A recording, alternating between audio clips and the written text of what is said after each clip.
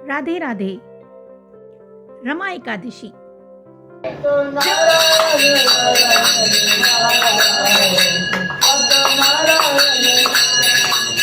कार्तिक मास के कृष्ण पक्ष की एकादशी तिथि को रमा एकादशी का व्रत रखा जाता है। दिवाली से पहले रखा जाने वाला ये एकादशी व्रत बहुत ही खास होता है। इस दिन भगवान विष्णु के साथ माता लक्ष्मी की पूजा करने से सभी मनोकामनाएं पूर्ण हो जाती हैं। चलिए सुनते हैं एकादशी व्रत की कथा। वीडियो अच्छी लगी तो वीडियो को लाइक करें और चैनल को सब्सक्राइब करें। एक समय की बात है, एक मुचुकुंद नाम का सत्यवादी और विष्णु भक्त राजा था। राजा ने अपनी प्यारी सी बेटी चंद्रभागा का विवाह राजा चंद्रसेन के पुत्र शोभन से किया।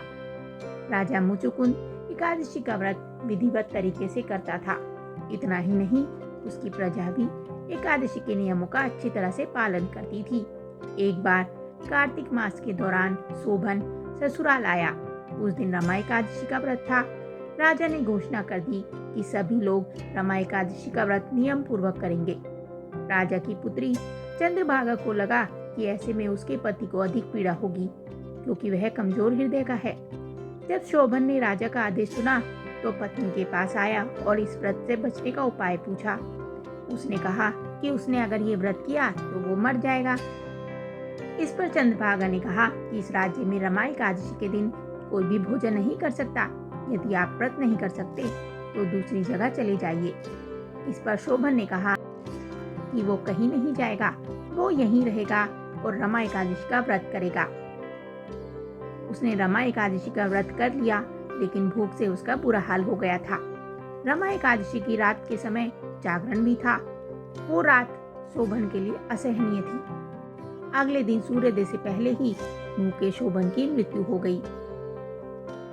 ऐसे में राजा मुचुकुंद ने अपने दामाद शोभन का शव को जल प्रवाह करा दिया था और अपनी बेटी को सती न होने का आदेश दिया।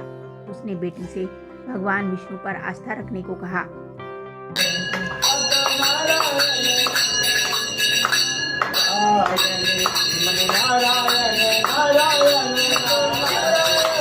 अब पिता की आज्ञा मानकर बेटी ने व्रत को पूरा किया। उधर रमा एकादशी व्रत के प्रभाव से शोभन जीवित हो गया और उसे विष्णु कृपा से मंदरांचल पर्वत पर देवपुर नामक उत्तम नगर मिला। राजा शोभन के राज्य में स्वर्ण मणियों आभूषण की कोई कमी नहीं थी।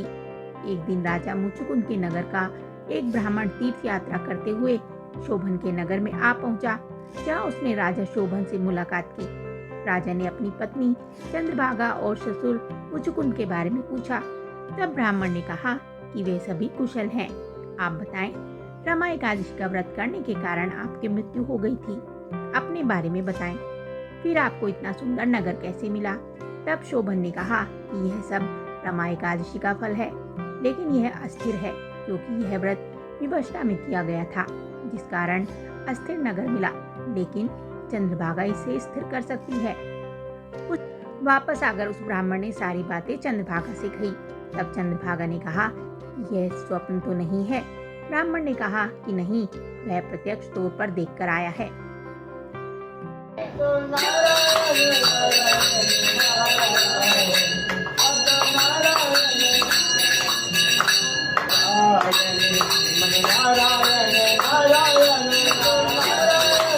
अब उसने चंद्रभागा से कहा कि तुम कुछ ऐसा उपाय करो जिससे वह नगर स्थिर हो जाए।